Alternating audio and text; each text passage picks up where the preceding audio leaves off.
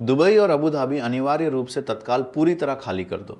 आपकी कीमती जान की कतई कोई गारंटी नहीं। ईरान के कई बड़े बड़े न्यूज़ चैनलों ने इस भयंकर अत्यधिक खतरनाक खबर को लगातार बार बार टेलीकास्ट किया।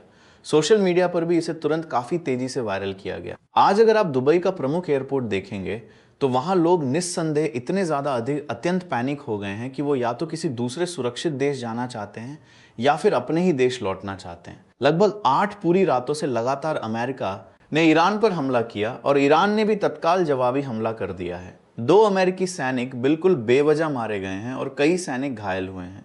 अमेरिका ने साफ साफ कहा है कि नर्क के दरवाजे खोल दो, अब ईरान से कोई बातचीत नहीं होगी। वहीं ईरान ने फौरन ही खबर दी है कि हम भी अपने कमिटमेंट्स यहीं रोक रहे हैं। No more commitments with America. Iran America की इस जंग में कल रात हुआ ये हमला एक वास्तव में बहुत बड़ा अप्रत्याशित ट्विस्ट साबित हुआ है, जिसने आज पूरी दुनिया को पूरी तरह से हिलाकर रख दिया है, ऐसा हम कह सकते हैं। इसका क्या अपडेट है, ये और आगे के लगातार अपडेट्स आप व्यूगम चैनल पर देख सकते हैं। प्यारे दोस्तों, तमिल पोकिशम की तरफ से आप सभी को नमस्कार।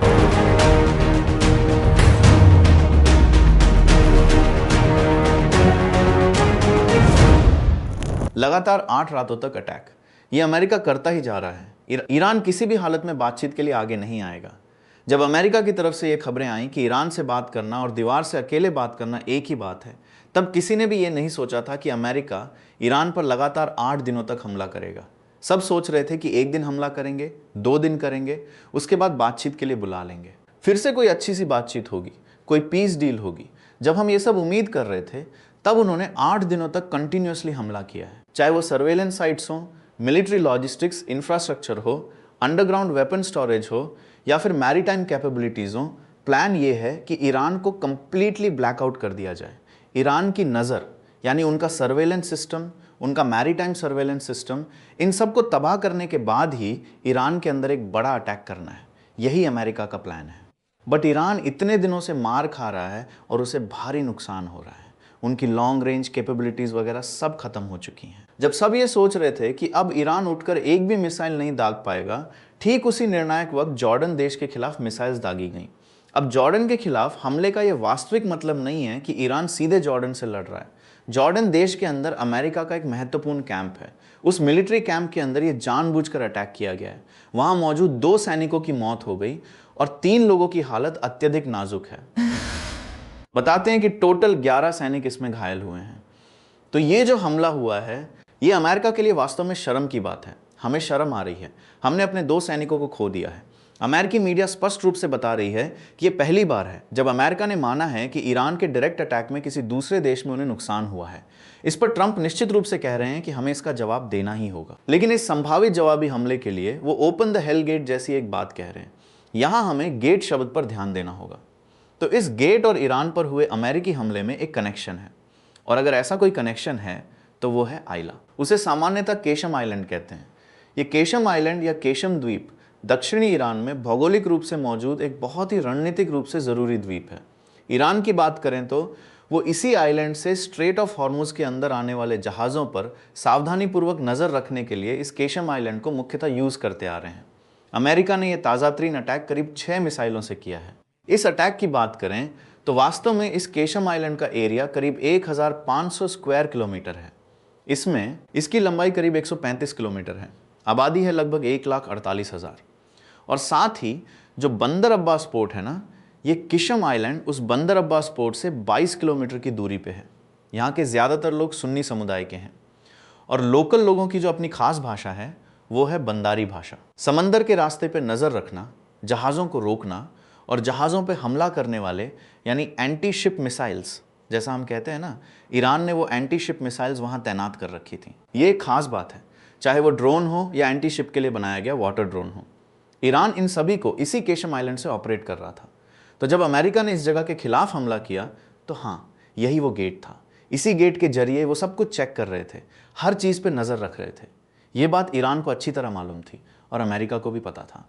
CENTCOM ने कल एक रिपोर्ट दी थी। CENTCOM का काम यह है कि इन खाड़ी देशों में अमेरिका के सैनिक कहाँ कहाँ तैनात रहेंगे, कौन सा हमला करना होगा और उस हमले का नतीजा क्या होगा, उस हमले से अमेरिका को क्या नुकसान हुआ, ये सारी बातें वो हमेशा रिपोर्ट में सबमिट करते रहते हैं। उसी CENTCOM ने कहा कि 8वीं रात का हमला हमने ख़त्म कर दिया है। इसके बाद ईरान अगला हमला करने की सोच भी नहीं पाएगा। CENTCOM की रिपोर्ट आती है और अमेरिका ऐलान करता है कि हाँ, हमने ईरान के खिलाफ एक बड़ा अटैक कर दिया है। अमेरिका के ऐलान करने के कुछ ही देर बाद ईरान अगला हमला शुरू कर देता है। जहां तक ईरान की बात है, इस बार जॉर्डन और कुवैत को टारगेट किया गया था। यूनाइटेड अरब एमिरेट्स को एक वार्निंग दी जाती है कि अपने इंपॉर्टेंट सिटीज को अभी इवैक्यूएट कर दो, ईरान वहां पर एक बड़ा हमला करने वाला है। इसी वजह से वहां पैनिक मोड बना हुआ था। यह बात भी गौर करने लायक है। कुवैत, सऊदी अरब, UAE, ओमान, कतर, बहरीन, ये जो खाड़ी देश हैं, इनके यहाँ बारिश बहुत कम होती है। साथ ही अगर आप पूछें कि क्या इनके पास कोई परमानेंट नदियां हैं, तो वो भी नहीं है। मीठे पानी के कुदरती स्रोत भी बहुत ही कम हैं। ये लोग डिसैलिनेशन प्लांट पर निर्भर हैं। मतलब वो कंपनियां, संगठन और फैक्ट्रियां जो खारे पानी को पीने लायक पानी में बदलती हैं। ईरान ने क्या किया है, वो लगातार इन पे हमला करता आ रहा है। अकेला कुवैत ही 90% इन्हीं डिसैलिनेशन प्लांट्स पर निर्भर है। तो कुवैत अपने 90% पीने के पानी के लिए इन्हीं पर डिपेंड करता है। और कुवैत ने यह बात खुलेआम कही है कि ईरान ने इन जगहों पर अटैक किया है। जहां तक ओमान की बात है, वो 86% इन्हीं डिसैलिनेशन प्लांट्स पर निर्भर है। सऊदी अरब 70% और यूनाइटेड अरब एमिरेट्स 42% इन्हीं फ्रेश वाटर प्रोजेक्ट्स पर मुख्यतः डिपेंड करते हैं। लेकिन क्या ईरान को भी ऐसी कोई दिक्कत है? तो ऐसा नहीं है। ईरान को डिसैलिनेशन प्लांट्स की ज़रूरत तो है, पर सिर्फ कुछ आइलैंड्स के लिए। बाकी जगहों पर ईरान के पास काफ़ी डैम्स हैं और ज़रूरत के हिसाब से पर्याप्त नदियाँ भी हैं। तो ईरान को पानी की किल्लत नहीं होगी, पर वो दूसरे गल्फ देशों के लिए पानी की किल्लत पैदा कर सकता है। जब ये बात सामने आई कि कुवैत पर हो रहे जानबूझकर लगातार अटैक्स इसी इंफ्रास्ट्रक्चर को ध्यान में रखकर ईरान ने किए हैं, तो वहाँ एक तरह का टेंशन बनना शुरू हो गया। तो कुल मिला के अगर हम इन गल्फ इलाकों को देखें, तो जिन देशों का मैंने जिक्र किया, वहाँ 400 से भी ज़्यादा डिसैलिनेशन प्लांट्स हैं। अब इन 400 प्लांट्स को चलाने के लिए जो बिजली चाहिए, अगर उस बिजली सप्लाई पर कोई असर पड़ता है, तो ये प्लांट्स काम नहीं करेंगे। इसका मतलब ये कि अगर ईरान चाहे तो इन प्लांट्स पर होने वाले अटैक्स को और भी तेज कर सकता है। अरब देशों को अब ये शक होने लगा है। इसीलिए अरब देश चाहते हैं कि अमेरिका जल्द से जल्द ईरान की कैपेबिलिटीज पर रोक लगाए। खाड़ी देश लगातार अमेरिका को सपोर्ट दे रहे हैं ताकि वो ईरान पर हमला करते रहें, इतना कि ईरान ये सोच भी ना पाए कि लॉन्ग रेंज वेपन कहाँ से आ रहे हैं या उन्हें कैसे रोकना है। वो जंग के अगले कदम के बारे में सोच तक नहीं पा रहे। इसीलिए अमेरिका ने 50,000 से ज़्यादा सैनिक ईरान को घेरने और उस पर चारों तरफ से हमला करने के लिए कई देशों में तैनात कर रखे हैं। ये भी एक खास बात है कि अमेरिका ने कहा है, हम हर चीज़ के लिए तैयार हैं।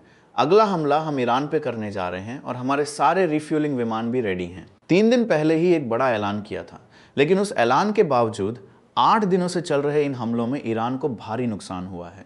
जवाब में ईरान जो हमले कर रहा है वो सब खाड़ी देशों की तरफ हैं, इसलिए वहाँ के लोग पैनिक में हैं। गल्फ काउंसिल कंट्रीज़, जिन्हें GCC देश भी कहते हैं, उन्होंने कहा है कि ईरान ने जो किया वो गलत है। GCC देशों ने ईरान के खिलाफ एक बयान जारी किया है कि ईरान को इतना बड़ा हमला नहीं करना चाहिए था। तो इतने दिनों से जब ईरान मार खा रहा था, तब कुछ ना बोलने वाले GCC देश अब तब बोल रहे हैं जब ईरान थोड़ा पलट कर जवाब दे रहा है। ये इल्ज़ाम ईरान ने अब कई अरब देशों के सामने रखा है। इसी बीच ईरान के IRGC ने आज ऐलान किया है कि उन्होंने एक MQ-9 ड्रोन को मार गिराया है।